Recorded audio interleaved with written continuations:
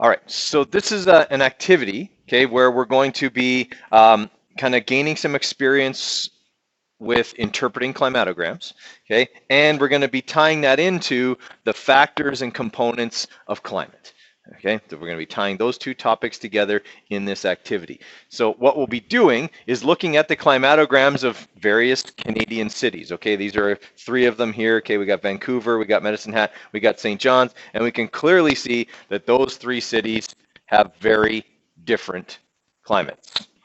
All right. I mean, yes, they all have, sort of a bell curve, but the bell curves have different shapes for their temperatures. Okay, we can see that Vancouver is quite a bit more mild and has a much narrower temperature range than does Medicine Hat, okay, whose temperature range can go, into the mid 20s and all the way down to below -10, okay, whereas St. John's, Newfoundland, okay, doesn't get extremely cold, okay, but doesn't also get extremely warm, right? So again, has a narrower temperature range, but obviously has seasonality, okay, and then we're looking at, obviously very different precipitation patterns, okay, where the two coastal climates have dips in the summer for precipitation, okay?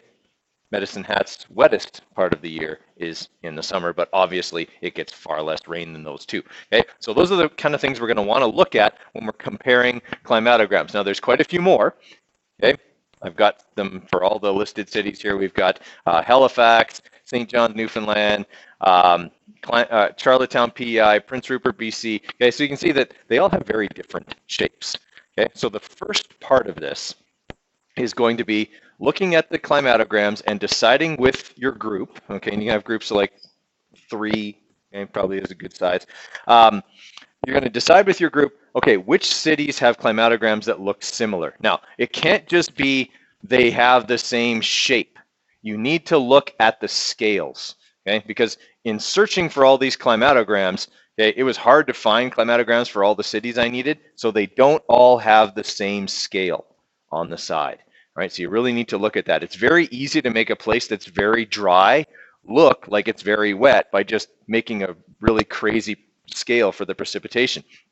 And then suddenly a bar that's only only represents 2 millimeters looks as long as one that represents 200 in another place. Okay, so make sure you look at the scales. Okay, we got for most of them, temperature is on the left. Okay, precipitation is on the right for most of those. Okay, remember that the red line, okay, is the temperature, and the bars are the precipitation. All right, so don't just look at the shape. The shape can give you an idea, but then double check with the scale to make sure you're not putting a place that's really dry into a place that's really wet, because obviously those two wouldn't go together.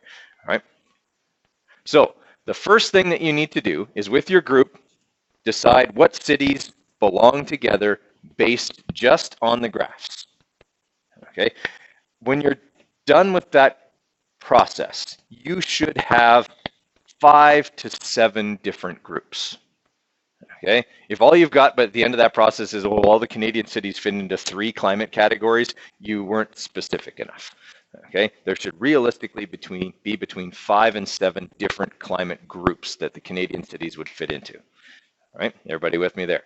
All right, so group the cities, and then once you've decided on those groups, then you're going to look up on Google Maps, okay, some other information about those places. Things that you'll need to look up have to do with the factors that affect climate. All right, so for each city, you should look up its latitude, its altitude, and then look it up on Google Earth with a satellite view so you can see the topography of the area. Is it near a big body of water? Is it near a mountain range? Okay, are there any other factors affecting climate that are nearby that I can see from a satellite view for this place? All right, so what you're going to do then is write up kind of a summary for each of the cities. Okay? Then look at those summaries and see if they contain the same things for cities in the same group. Right, so if I've decided that Medicine Hat, Calgary, and Lethbridge all go in the same group, which realistically they should, okay, then I would look at their descriptions and find, yeah, their latitudes are pretty much the same. Their altitudes are all pretty close. They're all tucked right in against the mountains on the east side of the mountains. Okay, they have a lot of factors in common. They're not near a big body of water. Okay, all of that kind of stuff. So then, once you've found that, yes, my initial impression of which things belong in a group together is right, then you write a quick summary about, all right, this climate group is going to be called the prairie climate, because I mean they're all obviously prairie cities. Okay, so this is the prairie climate. Here are the main factors that affect the prairie climate. They make the climate of the prairies like this. And you give me a brief description of what the climate would be like for those cities. All right, everybody follow? So you're going to have the groups. Okay, you're going to have a little blurb about each city and then a blurb about the group. Okay, and in that blurb about the group, you describe the climate and the main factors affecting it. Everybody understand what our kind of final product is looking at? Okay.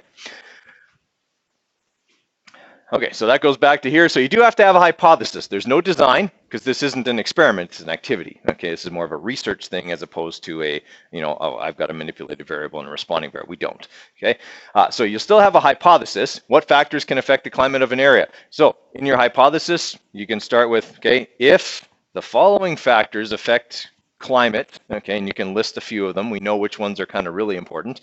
Okay, and various Canadian cities are compared.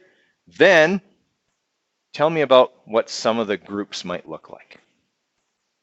Okay, so you can maybe tell me some patterns, like, cities, on the prairies will be dry, and cities near the coasts will be wet, or obviously a little more detailed than that, but kind of along those lines. Okay.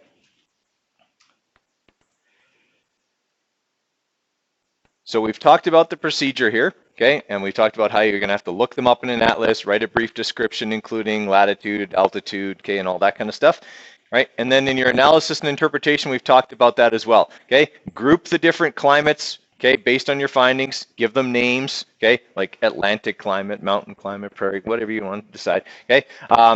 And then obviously talk about the effect of latitude and large bodies of water, et cetera, okay? Question number 2 says, now that you've got those groups with all the cities, okay, that we have down below here, okay, so all of these cities here, okay, once you've got those groups done, then you're going to look up these cities on Google Earth and decide which group they should go in. All right, so you would look up, for example, the first one, okay, Dawson in the Yukon Territory, okay, so you'd say, okay, well, Dawson's going to go in this climate group because. All right, so you'd have a sentence or two about why Dawson would belong in this climate group with these cities, right? And same for, Cambridge Bay. All right, Cambridge Bay would go in this group because. Everyone kind of follow? And in that because, you're going to talk about it's here and these factors affect it. They're the same factors that go with climate group X. Okay. And again, this is all stuff you can bounce off your group, okay, ideas you can bounce off each other, okay, and make sure that, they make sense and that you're agreeing on those groups. All right, everybody with me there? All right, then in the end, okay, your conclusion, so copy and paste your hypothesis, and then given the cities and groups you made, what factors most affect climate in Canada? Okay, so just give me, a couple of them. These were the major factors that really determine the climate of an area. Okay, probably have 3. Okay, 3 major ones, maybe 4. Okay. All right, questions there. So you have all of today's class and tomorrow's class. So that's going to give you some idea of the level of detail I'm expecting here. You have a lot of cities to go through, a lot of stuff to look up. Okay, so you guys can decide on your groups. Okay, and I'll help out there if anyone's without a group or anything. We'll make sure everyone's got one. Okay. All right, have at her.